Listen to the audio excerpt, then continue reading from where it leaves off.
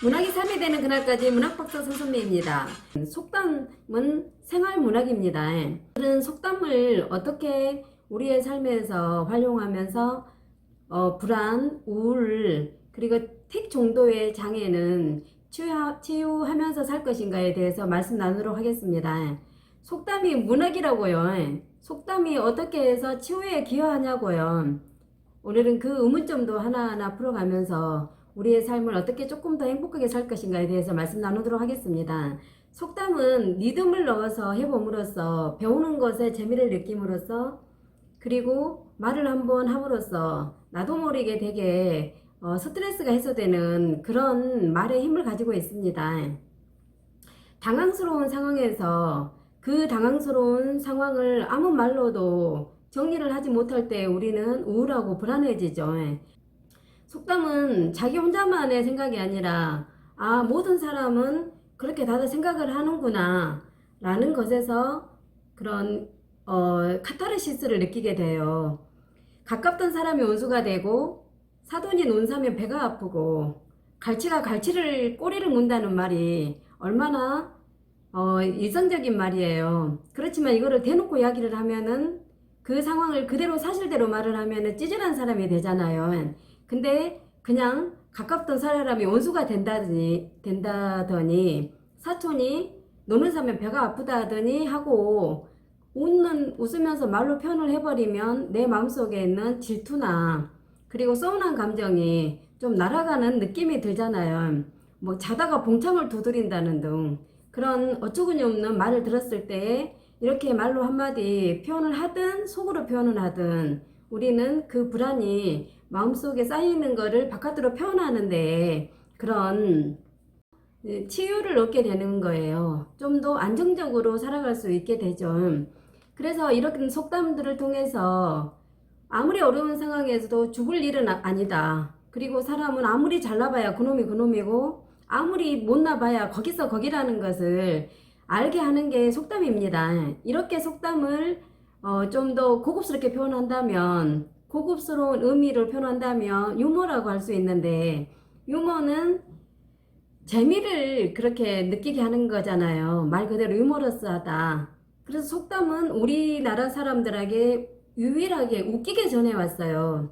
그래서 우리 조상들은 그렇게 밥을 굶고도 옷이 없어서 대물림 하면서 옷을 입든지 아니면은 옷을 벗고 살아도 잠잘 자리에 10명 정도가 기본으로 쭉 누워서 자잖아요. 그렇게 잠잘 곳이 없어도 지금처럼 불행하지 않았고 지금처럼 그렇게 사람들이 어려움을 겪지 않고 지금처럼 불행하다고 불안하다고 생각은 안 하고 살았잖아요. 그게 그랬다고 볼 수 있어요. 자, 이제부터 기분 나쁜 상황을 속담으로 한번 대처해 봅시다. 자, 세 가지로 나누어서 말씀 나누도록 해볼 거예요. 속담을 주거니 받거니 하면서 어떤 삶의 어려움을 재미로 표현하는 거. 두 번째는 틱이라고 여러분들 다 아시죠? 눈 깜빡깜빡하고 또 뭐가 있어요? 다리 떨고 이런 틱 장애를 반복적인 속담의 의미로 대체하면서 우리가 좀 더 자유롭게 즐겁게 살 수 있고 세 번째로는 역발상의 재미로 우울증을 좀 더 치료할 수 있는 그런 내용으로 말씀 나누어 보기로 하겠습니다. 첫 번째부터 말씀 나누면 속담 주거니 받거니의 재미를 통해서 불안을 재미로 그렇게 표현해 버리는 거예요. 연습해 봅시다. 가는 말이 고와야 오는 말이 곱다. 낱말은 새가 듣고 반말은 지가 듣고 겉다르고 속다르다. 그 다음에 이제 엄청 어려운 건데요. 고난이도 비 온 뒤에 땅이 굳어진다 라는 말이 있어요.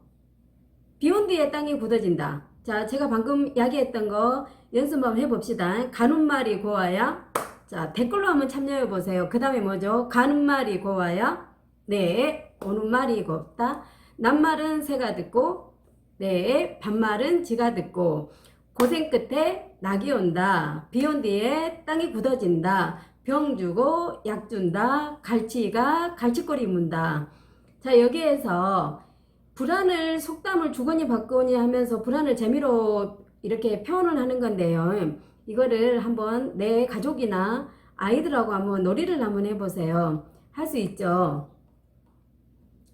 그 다음에 틱 불안의 반복적인 특징을 불안으로 대체하는 거를 두 번째로 말씀 나누어 보도록 하겠습니다.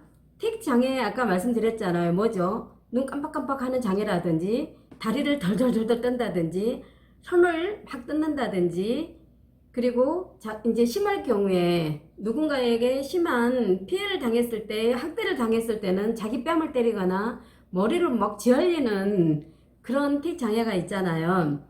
이게 모두 다 공통점이 뭐예요? 단순한 행동을 반복적으로 한다는 거잖아요. 이것이 틱이고 이것이 불안의 특징인데 우리 아줌마들은 안 그럴 것 같죠? 우리 아저씨들은 안 그럴 것 같잖아요. 근데 마찬가지로 청소를 계속 한다든지 사소하게 계속 반복되는 거 그런 것들이 다 모두 다 틱장애의 하나라고 볼 수 있는데 그 반복을 통해서 불안을 대체하려는 욕구가 있기 때문에 이제 틱장애로 나타나는 거예요.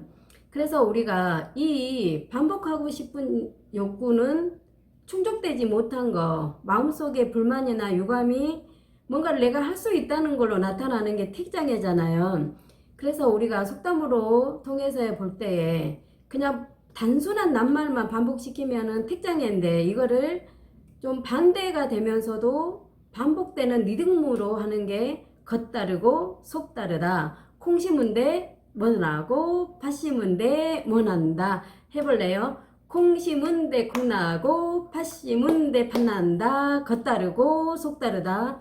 이 재미있는 말의 리듬을 계속 이제 사용해서 활용하면 우리가 어떤 원인에 따른 결과 그런 거를 나도 모르게 이거를 공부로 배우는 게 아니라 우리의 마음속에 와서 새겨지면서 어떤 상황들을 당연하게 여김으로써 틱장애가 될 수 있는 불안에서 극복할 수가 있는 거예요. 이렇게 리듬이 열리면 마음이 열려요. 그 다음에 마음이 열리면 내 상처를 바깥으로 표현할 용기가 생기거든요. 제가 간단하게 어떤 경험 하나 말씀드릴게요. 저한테 오면은 이런 속담놀이를 도서관에서 막 하고 놀아요, 얘들하고. 속담놀이를 막 하고 있는데, 눈 틱장애가 되게 심한 어떤 땡땡이가 온 거예요. 그래서 혼자서 구석에 숨어서 자기가 좋아하는 만화책만 계속 반복적으로 보고 있어요. 눈을 깜빡깜빡 하면서. 그렇게 읽는 아이가 어느 날 이렇게 속담놀이에 참여를 한 거예요. 속담놀이에 참여를 하면서 이 아이는 이제 그 어떤 리듬을 맞춰갖고 제일 잘하면서 정신병원에 이 눈틱에 대한 장애를 치료하려고 보니까 대기하고 기다리는 상태였는데 한 일주일 정도를 이렇게 와서 속담놀이를 하면서 얘가 이 틱이 엄청 편안해진 거 잊어버린 거예요. 눈을 깜빡깜빡 해야 된다는 거는. 이 아이는 그때 너무 어렸기 때문에 자기의 상처를 겉으로 드러날 용기도 없고 드러내야 되는 방법도 몰랐는데 얘가 속담 리듬을 통해서 저하고 좀 친해지니까 자기도 모르게 자기가 유치원 다니면서 화장실에 한번 갇힌 적이 있었다는 그 이야기를 뜬금없이 하는 거예요. 그러면서 그 아이는 정상화되어서 정신병원에 가지 않아도 이 눈 깜빡이는 것이 괜찮아진 사례가 있었어요. 이 내용에 대한 자세한 거는 저에 져서 문학 치유로 살아나다라는 책에 실려있는 내용인데 책 사서 보지는 마시고요. 도서관에 책들이 거의 다 있으니까 그거 한번 보시면 되게 재미있을 거예요. 그 다음에 세 번째로 속담은 역발상의 재미로 우울증을 치료할 수 있는 그런 내용들이 들어있는데 속담에는 제가 유머러스하다고 그랬잖아요. 속담은 속되게 사람과 사람 사이에서 쌍욕은 아니지만 그거를 하고 싶어하는 말을 제일 원시적인 언어로 그렇게 해서 전해줘서 속담이라고 하잖아요. 유머의 특징 중 하나로 그 프로이트는 예술, 문학, 그리고 정신분석이라는 책에서 아무리 불안하고 힘든 상황이더라도 유머로 대처할 수 있는 사람은 그 상황을 쉽게 이겨낼 수 있다고 말했습니다요. 속담에는 역발상의 특징이 들어있어요. 그래서 아까 앞에서 했던 비 온 뒤에 땅이 굳어진다. 비 온 뒤에 땅이 굳어진다. 이게 어떤 생각하기에는 맞는 말인가요? 안 맞잖아요. 비가 오면은 땅이 일단은 질퍽해져야 되는데 비온 뒤에 땅이 굳어진다. 거기에는 여러 가지 어떤 상황에 의해서 정말로 땅이 굳어지는 건 맞는데, 만약에 어떤 힘든 일을 우리가 겪었을 때 힘든 일을 겪어야 사람이 단단해진다 이렇게 하면은 그게 마음속에 들어오지를 않아요. 근데 비온 뒤에 땅이 굳어진다라는 거를 자기가 늘 생각을 하다 보고 그거를 깨닫게 되면은 정말로 어떤 시련이 지나고 난 다음에는 강해진다라는 거를, 우선은 그 말이 모순처럼 보이지만 비가 오니까 물러져야 되는데 왜 강해질까? 이렇게 해서 가르치지 않았을 때 자기가 겪어야 되는 시련을 통해서 물렁거려진다. 그리고 나도 모르게 스며들게 된다라는 그런 상황들을 겪으면서 불안과 우울증에서 이제 조금 벗어날 수가 있어요. 우리가 약간 픽 웃게 돼요. 그러면서 이 모순된 말을 그냥 한번 표현을 하면은 주변 사람들을 웃게 하잖아요. 그러면 남들과 소통된다는 거, 남에게 나의 말을 했을 때 남들이 웃었을 때 우리는 인정받는다라는 그런 강한 신뢰와 믿음이 스스로 생겨요. 이 힘으로 인해서 성공적인 그런 사회생활이 가능해지잖아요. 엊그저께 배우 윤여정 씨가 미나리로 영국에서 주는 아카데미 여우 조연상을 받게 돼요. 근데 이 수상 소감을 뭐라고 말해야 되냐면, 고상한 척하는 니네들이 나를 좋은 배우로 인정해줘서 기쁘다라는 말을 해요. 이 역발상은 모든 사람을 웃게 만들고 그 웃음으로 인해서 윤여정 씨 자기 자신도 기쁘겠죠. 그래서 이 역발상이 몸에 배인 사람은 힘든 상황에서도 절대로 죽지 않습니다요.